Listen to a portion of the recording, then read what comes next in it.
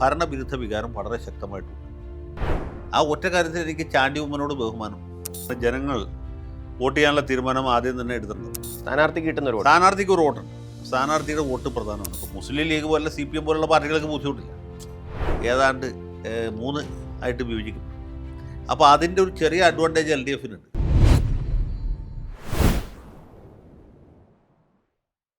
Keralam polling ബൂത്തിലെത്താൻ ഇനി മണിക്കൂറുകൾ മാത്രം. വീറും വാശിയും കണ്ട പ്രചാരണം അതിൻ്റെ പാരമ്യത്തിലെത്തിയിരിക്കുന്നു.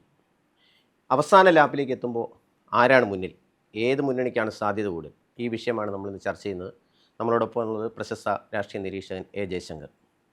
താങ്കൾ ഈ പ്രചാരണം 1 മാസത്തോളം വീഴ്ച സാഹചര്യത്തിൽ ഈ അവസാന ലാപ്പിലെത്തിയപ്പോൾ ആരാണ് മുന്നിൽ എന്ന് പറയാൻ പറ്റുന്ന ഒരു സാഹചര്യം ഉണ്ടോ? നമ്മൾ ഈ അവസാന ലാപ്പിൽ എന്തെങ്കിലും ഒരു മാറ്റം ഉണ്ടാവും എന്ന് വിചാരിക്കുന്നത് ശരിയല്ല. കാരണം ജനങ്ങൾ വോട്ട് ചെയ്യാനുള്ള തീരുമാനം ആദ്യം തന്നെ എടുത്തിട്ടുണ്ടാവും. ഏകദേശം 1 മാസം മുമ്പ് തന്നെ സാധാരണക്കാർ ഒരു 80-85% വോട്ടർമാരും ഒരു തീരുമാനത്തിലെത്തിയിട്ടുണ്ടാവും. പിന്നെ സ്ഥാനാർത്ഥി നിർണ്ണയം വളരെ പ്രധാനമാണ്. ഏത് മണ്ഡലത്തിലാണെങ്കിലും UDFൻ്റെ LDFൻ്റെ BJPയുടെ സ്ഥാനാർത്ഥികൾ വരുമ്പോൾ ചെറിയ ഒരു സ്ഥാനാർത്ഥിക്ക് ഒരു വോട്ടുണ്ട്.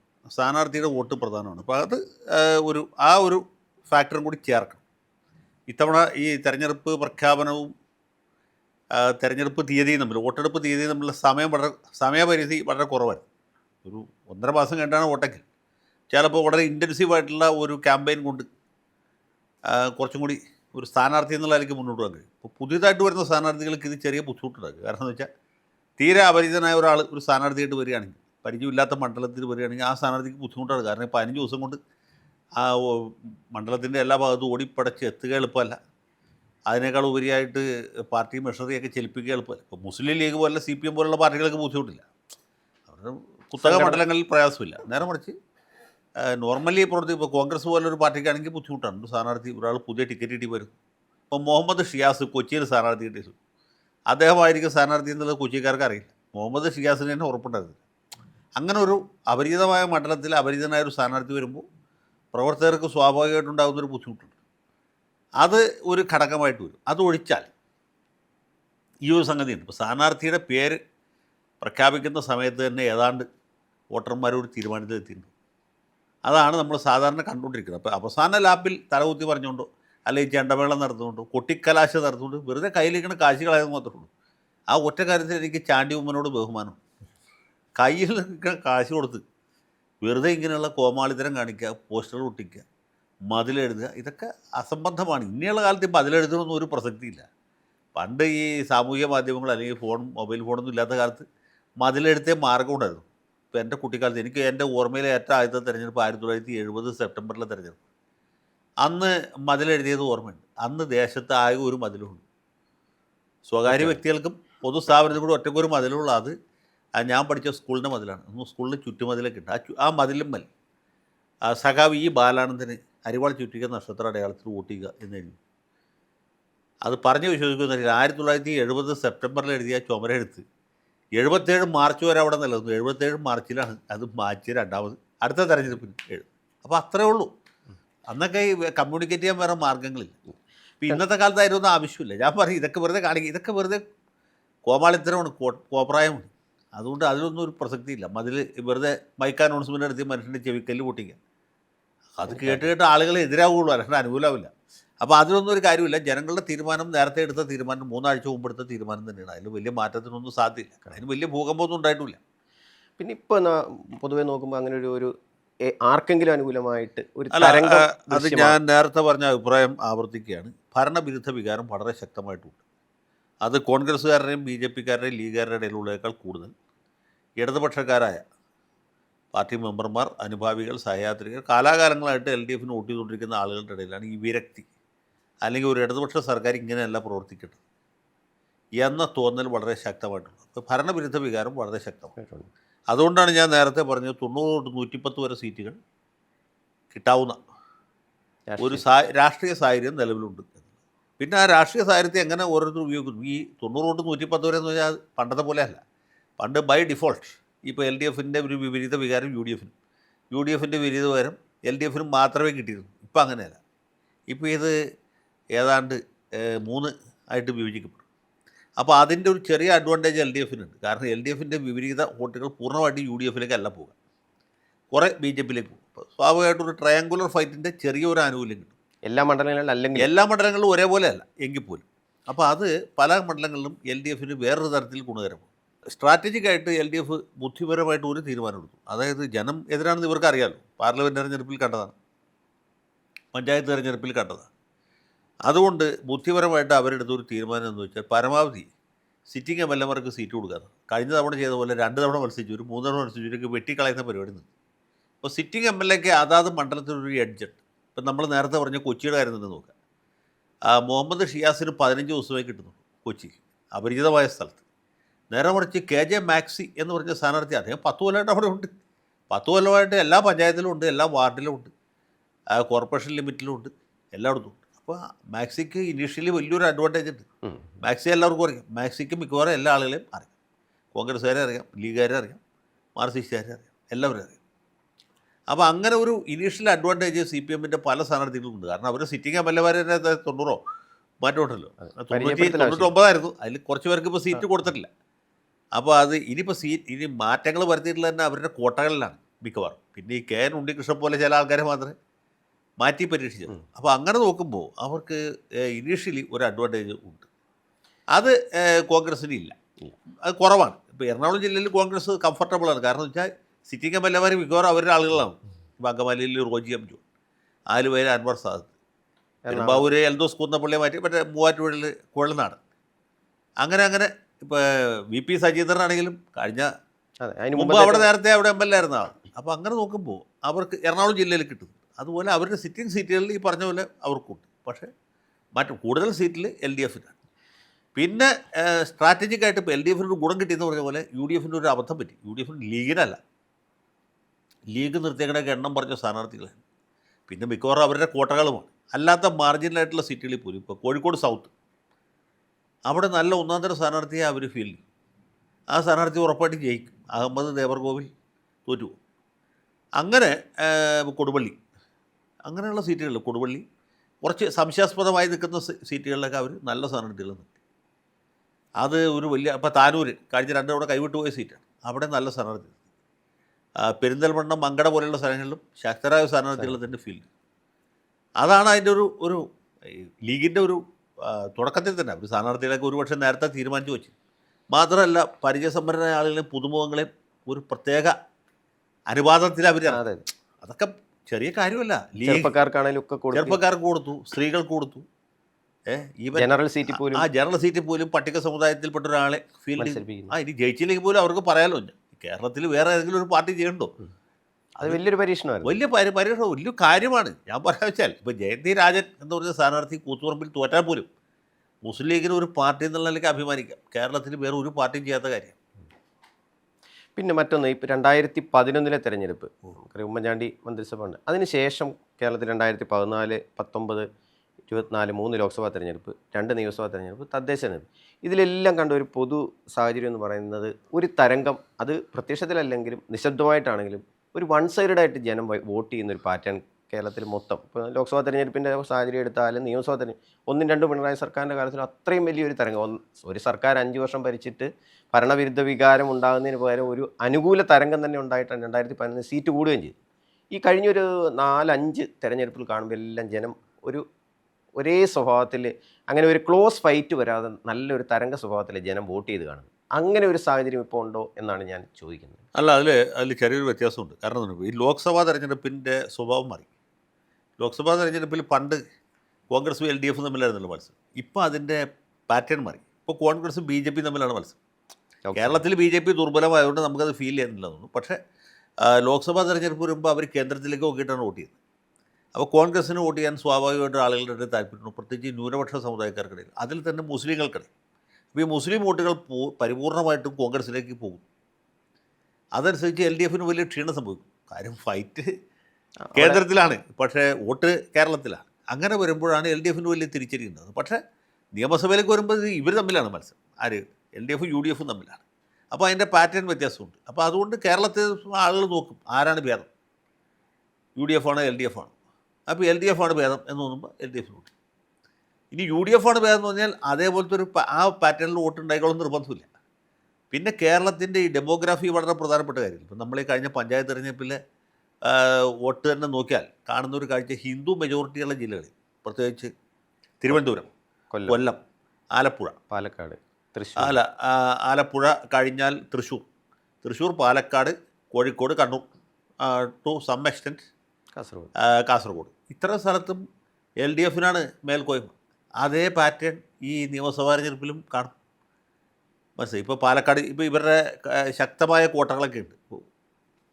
കണ്ണൂർ ജില്ലയിൽ, കാസർഗോഡ് ജില്ലയിൽ, കണ്ണൂർ ജില്ലയിൽ, കോഴിക്കോട് ജില്ലയുടെ കിഴക്കൻ ഭാഗം, കോഴിക്കോട് നഗരമണ്ഡലം, അതുപോലെ പാലക്കാട് ജില്ലയിൽ കോങ്ങാട്, തരൂർ പോലെയുള്ള, അല്ലെങ്കിൽ അതിൻ്റെ അപ്പുറത്ത് നെന്മാറ പോലെയുള്ള സീറ്റുകൾ, അവിടെയൊക്കെ സി പി എംകാർ മാത്രമേ ജയിക്കൂ. പിന്നെ തൃശ്ശൂർ ജില്ലയിലും ഇവരുടെ കോട്ടകോത്തളങ്ങളൊക്കെ ഉണ്ട്. ഇപ്പോൾ സി പി ഐയുടെ കയ്പമംഗലം, കൊടുങ്ങല്ലൂർ, നാട്ടിക പോലുള്ള മണ്ഡലങ്ങൾ, അപ്പോൾ ഈവൻ ടു സം എക്സ്റ്റെൻറ്റ് നമ്മുടെ രാജൻ്റെ ഒല്ലൂർ, ഇങ്ങനെയൊക്കെയുള്ള സീറ്റുകൾ, പിന്നെ വടക്കാഞ്ചേരി, അങ്ങനെയൊക്കെയുള്ള ഇപ്പോൾ അതൊക്കെ സി പി എം കോട്ടകളായിട്ട് മാറി. കുന്നംകുളം, പുതുക്കാട്, അവിടെയൊക്കെ എൽ ഡി എഫിന് നല്ല അപ്പർ ഹാൻഡ് ഇപ്പോഴും ഉണ്ട്.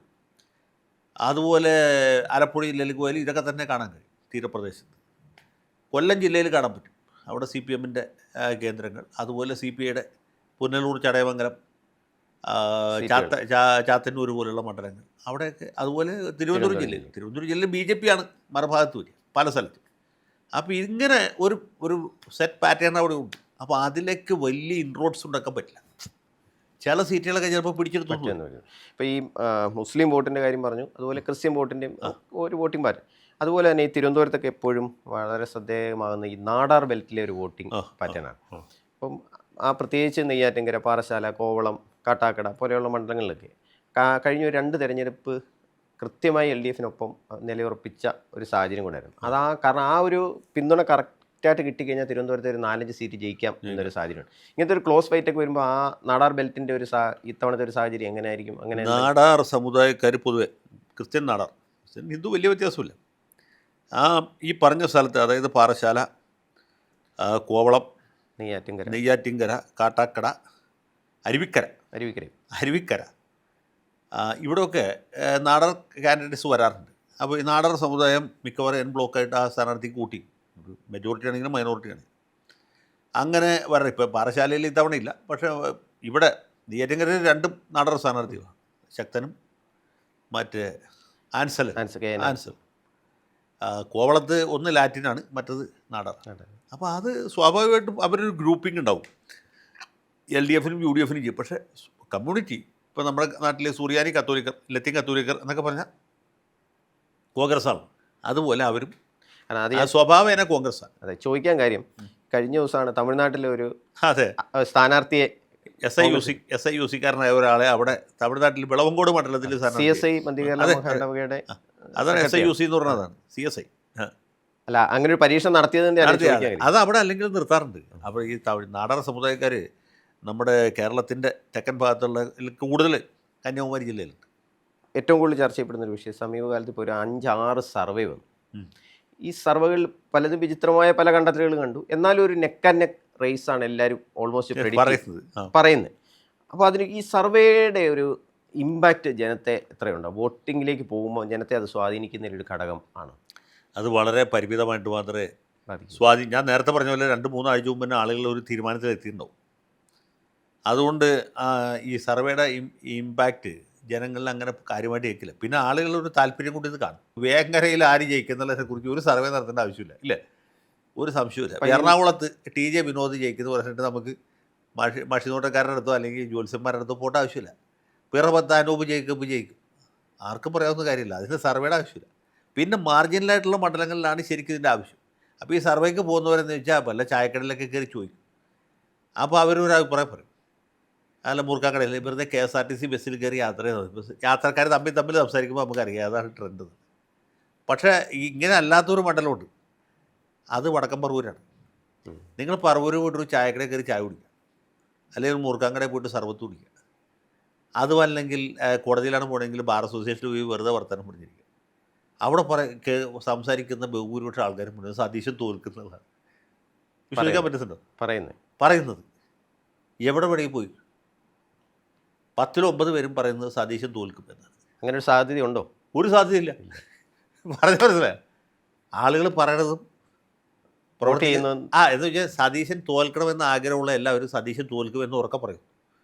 സതീശൻ ജയിക്കണമെന്ന് താല്പര്യമുള്ള ആളുണ്ട്, അവരൊന്നും മിണ്ടില്ല, അവരൊരു അക്ഷരം പറയില്ല. അവർ കാലത്ത് എഴുന്നേറ്റ് പോയി കുളിച്ച് കുറിച്ച് തൊട്ട് ഐശ്വര്യമായിട്ട് കൈപ്പത്തിയിൽ ഓട്ടി, എന്നിട്ട് മിണ്ടാതെ വീട്ടിൽ പോയിരിക്കും.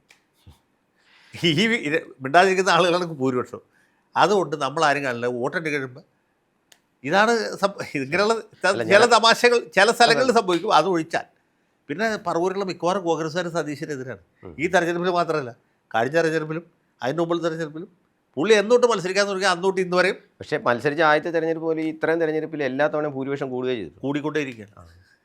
അല്ല, അത് വേറെ കാര്യം. ഞാൻ പറഞ്ഞത് അങ്ങനെ ഒരു വിചിത്രമായ പ്രതിഭാസം അവിടെ ഉണ്ടെന്നുള്ള. ആ മണ്ഡലത്തിൽ പോയാൽ അറിയാം. ആ മണ്ഡലത്തിൽ പോയാൽ അതിൽ ഏതായാലും ഇത്രയും സർവേയെക്കുറിച്ച് പറഞ്ഞ സ്ഥിതിക്ക് ഒരു ചോദ്യം എനിക്ക് ചോദിക്കാണ്.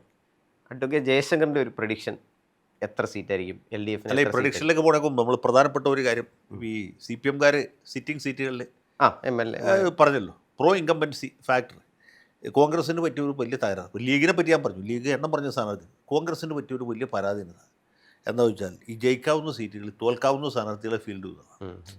ഫൈറ്റ് ചെയ്തെടുക്കാവുന്ന സീറ്റുകളിൽ മാത്രമല്ല, ജയിക്കാവുന്ന സീറ്റുകൾ. ഇപ്പോൾ കൊച്ചി ജയിക്കാവുന്ന സീറ്റാണ്, അവിടെ തോൽക്കുന്ന സ്ഥാനാർത്ഥി എന്ന് പറയാൻ പറ്റില്ല, നല്ല സ്ഥാനാർത്ഥിയാണ്. പക്ഷേ ആ മണ്ഡലത്തിന് അവിടുത്തെ ഇക്വേഷൻ പറ്റില്ല. മാത്രമല്ല അതിന് കോമ്പൻസേറ്റ് ചെയ്യാൻ വേണ്ടിയിട്ട് എന്താ ചോദിച്ചാൽ വൈപ്പിൻ സീറ്റ് ലാറ്റിൻ കാത്തലിക്കിന് കൊടുക്കും. അപ്പോൾ എന്നാൽ പിന്നെ വൈപ്പിനിൽ ജനിച്ചു വളർന്ന ഒരു ലാറ്റിൻ കാത്തലിക്കിന് കൊടുത്താൽ സമാധാനം ഉണ്ടായത്, നാട് ഭരിക്കുന്നുണ്ടല്ലോ. ഇതങ്ങനെയല്ല. കഴിഞ്ഞ തവണ കൊച്ചിയിൽ നിന്ന് തോറ്റ ആളെ, പുള്ളി എറണാകുളത്തുകാരനാണ്, അദ്ദേഹത്തെ കായലിൽ കടത്തി വൈപ്പിനിലേക്ക് പോകും. അപ്പോൾ എന്ന് വെച്ചാൽ അവിടെയും ഇതേ പ്രശ്നമുണ്ട്. അപ്പോൾ വൈപ്പിനിൽ ജനിച്ചു വളർന്ന ലാറ്റിൻകാരടക്കമുള്ള സകല കോൺഗ്രസ്സുകാരും ഈ വന്ന സ്ഥാനാർത്ഥിക്ക് എതിരാവും. ഇങ്ങനെയൊക്കെയുള്ള പ്രശ്നങ്ങളുണ്ട് പല സ്ഥലങ്ങളിലും. ഇപ്പോൾ കാഞ്ഞിരപ്പള്ളി സ്ഥാനാർത്ഥി നോക്കുക, കാഞ്ഞിരപ്പള്ളി സ്ഥാനാർത്ഥി, പൂഞ്ഞാർ സ്ഥാനാർത്ഥി ഈ തീവ്രവാദി സംഘടനയുടെ കൈവപ്പുള്ള ആളാണെന്ന് ശത്രുക്കൾ പറഞ്ഞു. അപ്പോൾ ഇങ്ങനെയൊക്കെയുള്ള അപകടം പിടിച്ച സ്ഥാനാർത്ഥികൾ പല സ്ഥലത്തും. പഴകുളം മധു എന്നൊക്കെ പറഞ്ഞ സ്ഥാനാർത്ഥികൾ. അപ്പോൾ എന്ന് വെച്ചാൽ പത്തനംതിട്ട പോലെ വളരെ പ്രധാനപ്പെട്ട UDFിനെ സംബന്ധിച്ചിടത്തോളം വേണമെങ്കിൽ 5 ജയിക്കാവുന്ന ഒരു ജില്ലയാണ്. അവിടെ ഒരു സീറ്റ് പോയാലും കുഴപ്പമെന്ന് വെച്ചാൽ ഇത് കമ്മ്യൂണൽ ഇക്വേഷൻ ശരിയാക്കണം. ഒരാൾ ഓർത്തഡോക്സുകാരനായിരിക്കണം, ഒരാൾ മാർത്തോമക്കാരനായിരിക്കണം, ഒരാൾ ഈഴവനായിരിക്കണം, ഒരാൾ നായരായിരിക്കണം. 5ാമത്തെ സീറ്റ് സംവരണമാണ്, അപ്പോൾ പട്ടികജാതിക്കാരനായിരിക്കണം. ഇതിൽ ഒരു സ്ഥാനാർത്ഥി തെറ്റിയാൽ മൊത്തം തെറ്റും. ഇത്തവണ തെറ്റിയിട്ട് സാധാരണ മാർത്തോമക്കാരനെയാണ് മാർത്തോമക്കാരനെ റാന്നിയിൽ നിർത്തലേക്ക് പോരാം, റാന്നി സീറ്റ് നായർക്ക് കൊടുത്തു. അപ്പോൾ ഇവിടുത്തെ ഇക്വേഷൻ ആകെ തെറ്റി. എന്നിട്ട് ചെങ്ങന്നൂർ കൊണ്ടുപോയിട്ട് പിന്നെ മത്സരിക്കും. അപ്പം ഇങ്ങനെയൊക്കെയുള്ള UDF സ്ഥാനാർത്ഥികളെ ഫീൽഡ് ചെയ്തതിൽ വന്ന അത് മാത്രമല്ല, ഇത് ഈ മൂത്ത നേതാക്കന്മാർ തമ്മിൽ വാശിക്ക് തർക്കിച്ച് വഴക്കടിച്ച് സ്വന്തം ആൾക്കാരെ പിടിച്ച്. അതെ, ചിലതൊക്കെ പേയ്മെൻറ്റ് സീറ്റാണെന്നും പറയുന്നുണ്ട്. ഇപ്പോൾ വാഴക്കൻ തന്നെ നോക്കിയാൽ പാവം പോസ്റ്ററൊക്കെ അടിപ്പിച്ചതിന് ശേഷമാണ് പുള്ളി അവിടെ മാറ്റി ഏറ്റുമാനൂർ വിട്ട് സീറ്റേ ഇല്ലാണ്ടായി. അതങ്ങനെ. പിന്നെ തിരുവനന്തപുരം ജില്ലയിലൊക്കെ ഇത് തന്നെ ആവർത്തിക്കുന്നുണ്ട്. അപ്പോൾ അതാണ് ഇവരുടെ ഒരു ഡിസഡ്വാൻറ്റേജ്. അപ്പോൾ LDFിൻ്റെ ഒരു അഡ്വാൻറ്റേജ് എന്ന് പറയുന്നത് മെച്ചപ്പെട്ട സ്ഥാനാർത്ഥികൾ നല്ല കമ്പാരിറ്റീവ്ലി കൊള്ളാവുന്ന സ്ഥാനാർത്ഥികൾ ആ ഭാഗത്ത്, ജയിക്കാവുന്ന സീറ്റിൽ ഡിസഡ്വാൻറ്റേജസ് ആയിട്ടുള്ള ആൾക്കാർ ഇപ്പുറത്ത് നിൽക്കും. പക്ഷേ ഇനി ഈ വീക്കായിട്ടുള്ള സ്ഥാനാർത്ഥികൾ പോലും ജയിക്കാം എങ്ങനെയാണെങ്കിൽ വലിയ തരംഗം, ഒരു തരംഗം ഉണ്ടായെങ്കിൽ ഇതൊക്കെ വലിയ ഒരു രാഷ്ട്രീയ സുനാമി ഉണ്ടാവുകയാണെങ്കിൽ സ്വാഭാവികമായിട്ടും ഈ ഒടിച്ചുകൂത്തിയാൽ പിടിക്കാത്ത സ്ഥാനാർത്ഥികളും ജയിക്കും. അപ്പോൾ ഇതാണ് ഒരു രാഷ്ട്രീയ സാഹചര്യം. പക്ഷേ എന്നാലും പൊതുവേ UDFിന് അനുകൂലമാണ്. നമ്മൾ നേരത്തെ പറഞ്ഞ പോലെ 90 തൊട്ട് 110 വരെ ഒന്നും കിട്ടില്ല. 90-ൽ കുറവ് ഒരു 80-ഓ 85-ഓ സീറ്റിലൊക്കെ തീരാവുന്ന UDF ഭരിക്കാനാണ് സാധ്യത. കാരണം ആൻറ്റി ഇൻകംബൻസി നല്ലപോലെ ഉണ്ട്. പിന്നെ അതിനകത്ത് 2 കാര്യങ്ങൾ, ഒന്ന് BJP ഡൈലൂട്ട് ചെയ്യുന്ന വോട്ട്, പിന്നെ BJP തന്നെ ജയിക്കുന്ന സീറ്റ്. അതുകൊണ്ടല്ലോ, പഴയ പോലെയല്ല. ഇത്തവണ BJPക്ക് 2-3 സീറ്റുകളൊക്കെ ജയിക്കാം. നേമത്ത് നല്ല മത്സരം ഉണ്ടാക്കുന്നുണ്ട്, കഴക്കൂട്ടത്തുണ്ട്, ചാത്തന്നൂരുണ്ട്, പിന്നെ പാലക്കാട്ടുണ്ട്, മഞ്ചേശ്വരം.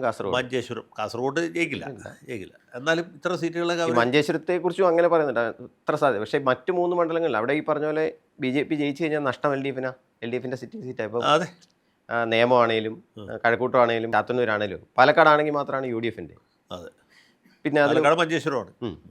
ഇപ്പോൾ 85 സീറ്റിൻ്റെ ഇത് പറഞ്ഞു. അപ്പോൾ ഈ LDF സപ്പോസ് ഒരു 3ാം പിണറായിയും കൂടെ വരികയാണെങ്കിൽ, മുമ്പേ സാറ് പറഞ്ഞ പോലെ തന്നെ പാലക്കാട്, കൊല്ലം, ആലപ്പുഴ, കോഴിക്കോട്, കണ്ണൂർ ഈ 5 ജില്ലകൾ അതുപോലെ ആധിപത്യം ഉണ്ടാവണം.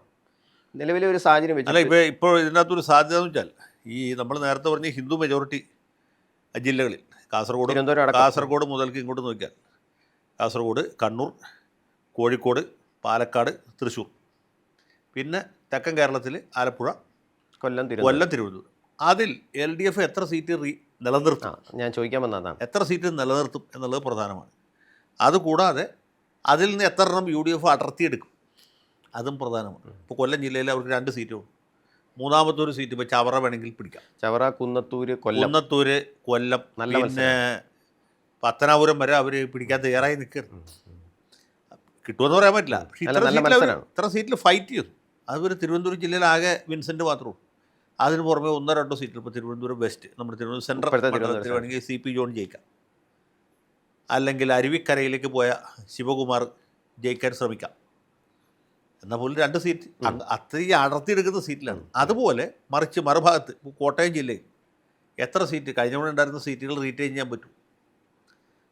പിന്നെ ഏറ്റുമാനൂർ വാസവൻ നിലനിർത്തിയാൽ അതിൻ്റെ അപ്പുറത്ത് പൂഞ്ഞാറ് നിലനിർത്താൻ പറ്റുമോ? സെബാസ്റ്റ്യൻ കുളത്തുങ്ക, അല്ലെങ്കിൽ ചങ്ങനാശ്ശേരി മാണി ഗ്രൂപ്പിന് നിലനിർത്താൻ പറ്റുമോ? കാഞ്ഞിരപ്പള്ളി അല്ല, കാഞ്ഞിരപ്പള്ളി അവർ ജയിക്കാവുന്ന സീറ്റാണ്. അങ്ങനെയുള്ളൊരു പ്രശ്നമുണ്ട്. അപ്പം ഓരോരുത്തരും അവരവരുടെ കോട്ടയിൽ എത്ര സീറ്റ് നഷ്ടപ്പെടുത്തും, മറുഭാഗത്ത് നിന്ന് എത്ര പിടിക്കും.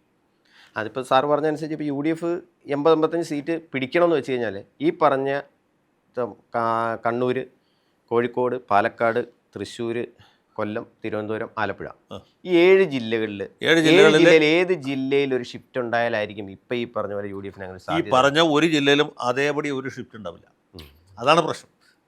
ഒരു ജില്ല അങ്ങനെ പാടെ പൊട്ടി ഒലിച്ച് പോവുകയാണെങ്കിൽ പറഞ്ഞ പോലെ ഇപ്പോൾ 1-2 ജില്ല ജയിച്ചാൽ മതി, അത് ഉണ്ടാവില്ല. ഇതിൽ സംഭവിക്കാവുന്നത് ഇപ്പോൾ കണ്ണൂർ ജില്ലയിൽ കണ്ണൂർ എന്ന് പറഞ്ഞ സീറ്റ്, ഇപ്പോൾ 2 സീറ്റുള്ളത് ഇരിക്കൂറും പേരാവൂറുമാണ്. അത് കൂടാതെ അവർക്ക് ജയിക്കാവുന്ന ഒരു സീറ്റ് കണ്ണൂരാണ്. കണ്ണൂർ നഗരമണ്ഡലം, കടന്നപ്പള്ളി രാമേന്ദ്രനെതിരെ TO മോഹൻ, അത് വേണമെങ്കിൽ ജയിക്കാം. കോഴിക്കോട് ജില്ലയിലേക്ക് വരുമ്പോൾ കൊടുവള്ളി, കോഴിക്കോട് സൗത്ത്, അങ്ങനെയുള്ള ചില സീറ്റ്, നാദാപുരമൊക്കെ ജയിക്കുന്നതാണ് പറഞ്ഞത്, അവർ അവകാശപ്പെടും. കൊയിലാണ്ടി, കുറ്റ്യാടി നല്ല മത്സരമാണ്. കുറ്റ്യാടിയിൽ നല്ല മത്സരമാണ്. നാദാപുരം അല്ലെങ്കിൽ കൊയിലാണ്ടി, ഇങ്ങനെയുള്ള സീറ്റുകൾ. അല്ലാതെ പേരാമ്പ്രയൊക്കെ ജയിക്കണമെന്ന് ആഗ്രഹിക്കാം. അല്ലെങ്കിൽ രമയുടെ വടകരയുണ്ട്, വടകര നിലനിർത്താം, അത്രേ പറ്റൂ. പാലക്കാട് ജില്ലയിലേക്ക് വരുമ്പോൾ അതിനേക്കാളും ദുഷ്കരമാണ്, വളരെ ബുദ്ധിമുട്ടാണ്. ഇപ്പോൾ ഏത് സീറ്റാണ് പിടിക്കാൻ? വേണമെങ്കിൽ സുമേഷ് അച്യുതൻ ചിറ്റൂർ സീറ്റിൽ ജയിക്കും. ചിറ്റൂർ സീറ്റ്. അതുപോലെ മത്സരം എന്ന് പറയാനായിട്ട് തൃത്താലയും പിന്നെ പട്ടാമ്പിയിലും മത്സരം. പട്ടാമ്പിയിൽ മത്സരമില്ല. പട്ടാമ്പിയിൽ റിയാസ് മുക്കോളി ആയിരുന്നെങ്കിൽ വേണമെങ്കിൽ ഫൈറ്റ് ചെയ്ത് ജയിക്കാൻ പറ്റും. ഇപ്പോഴത്തെ സ്ഥാനാർത്ഥി മുൻപ് CPM മുഹമ്മദ് തീർച്ചയായിട്ടും ജയിച്ചിരുന്ന സീറ്റ്, അതൊക്കെ പണ്ടാണ്. അപ്പോൾ ഇതിൽ ജയിക്കാവുന്ന സീറ്റ് എന്തെങ്കിലും വെല്ലുവിളി ഉയർത്താവുന്ന മണ്ണാർക്കാട് അവരുടെ സിറ്റിംഗ് സീറ്റാണ്. അത് കഴിഞ്ഞ് പാലക്കാട് തന്നെ റീറ്റെയിൻ ചെയ്യാൻ ബുദ്ധിമുട്ടാണ് ഇപ്പോഴത്തെ നിലയ്ക്ക്. പിന്നെ സംഭവിക്കാവുന്നത് ഈ തൃത്താലയോ അല്ലെങ്കിൽ മറ്റേ ചിറ്റൂരോ പിടിച്ചെടുക്കാമെന്നുള്ള. അപ്പോഴും 2ആണ്. തൃശ്ശൂർ ജില്ലയിൽ വരുമ്പോൾ വേണമെങ്കിൽ മണലൂർ പ്രതാപൻ ജയിക്കാം. തൃശ്ശൂർ നഗരമണ്ഡലത്തിൽ രാജൻ പല്ലൻ ജയിക്കാം. അതിനപ്പുറത്ത് വേറെ അതായിട്ട് മൂന്നാമൊരു സീറ്റ് ചാലക്കുടി കയ്യിലിരിക്കുന്ന സീറ്റാണ്. എറണാകുളം ജില്ലയിൽ വരുമ്പോൾ കോട്ടയാണ്. അതിൽ നമ്മുടെ ശ്രീനിജൻ്റെ കുന്നത്ത് നാട് പിടിച്ചെടുക്കാം. അതിനപ്പുറത്തേക്ക് വലിയ അത്ഭുതമൊന്നും സൃഷ്ടിക്കാൻ പറ്റില്ല. കോതമംഗലത്ത് നല്ല മത്സരമാണ്. വേണമെങ്കിൽ അതും ജയിക്കാം. ഇടുക്കി ജില്ലയിലേക്ക് പോയി കഴിഞ്ഞാൽ പീരുമേട് ജയിക്കാം.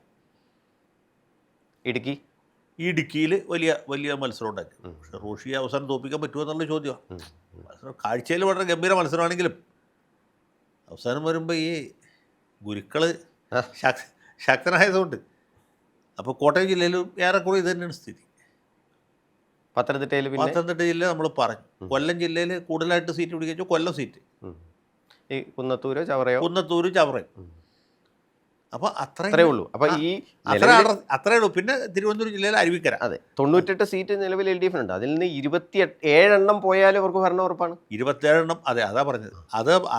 അതിൽ എത്ര പേര് റീറ്റെയിൻ ചെയ്യും, എത്ര പേര് പിടിച്ചെടുക്കുന്നുള്ള. അതുകൊണ്ട് ഒരു ജില്ലയിലും വൈറ്റ് വാഷ് ചെയ്ത് പോകുന്ന സാഹചര്യമില്ല. ഇപ്പോൾ കോഴിക്കോട് ജില്ലയിൽ എങ്ങനെ പോയാലും അവർ നിർത്തുന്ന സീറ്റുകൾ പിടിച്ചെടുത്തും. കണ്ണൂർ ജില്ലയിൽ ചിന്തിക്കേണ്ടതില്ല. പാലക്കാട് ജില്ലയിൽ അതിനും ദുഷ്കരമാണ്. തൃശ്ശൂർ ജില്ലയിലും ഇതിന് സ്ഥിതി. അപ്പോൾ അതാണ്. ആലപ്പുഴ ജില്ലയിലും മിക്കവാറും സ്ഥലത്ത് ഇതാണ് സംഭവിക്കുന്നത്. അപ്പോൾ ഒന്നും ഒറ്റയൊക്കെയായിട്ട് അടർത്തി എടുക്കണം. തേങ്ങ കൊല വെട്ടി താഴെ ഇറക്കാൻ പറ്റില്ല. ഓരോ തേങ്ങ ഇങ്ങനെ മറിച്ച് അതിന് ഈ ഇപ്പം അതിനാണ് പ്രശ്നം. ഞാൻ പറഞ്ഞ സ്ഥാനാർത്ഥികൾ ഒരു പോയിന്റാണ്. സ്ഥാനാർത്ഥികളാണ് അതിൽ പോയിന്റ്. ശക്തരായ സ്ഥാനാർത്ഥികൾ നിർത്തും. അത് ചെയ്യുന്നതിന് പകരം എന്താണ് പ്രൊഫസർ റോണി കെ ബേബി കാഞ്ഞിരപ്പള്ളി സി. എൻ്റെ ഒരു ബലമായ വിശ്വാസം ഇത്തവണ ഈ റോഷി അഗസ്റ്റിനും ജോസ് കെ മാണിയും തോറ്റു വേണമെങ്കിൽ ജയരാജായിരിക്കും പാർലമെൻ്ററി പാർട്ടിയിൽ കാഞ്ഞിരപ്പള്ളി. ശരിയാ. അപ്പോൾ ഇതാണ് പൊതു രാഷ്ട്രീയ സാഹചര്യം അഡ്വക്കേറ്റ് ജയശങ്കർ വിലയിരുത്തിയത്. വീണ്ടും തെരഞ്ഞെടുപ്പ് വിശകലന പരിപാടിയുമായി നമുക്ക് മടങ്ങിയെത്താം. നന്ദി.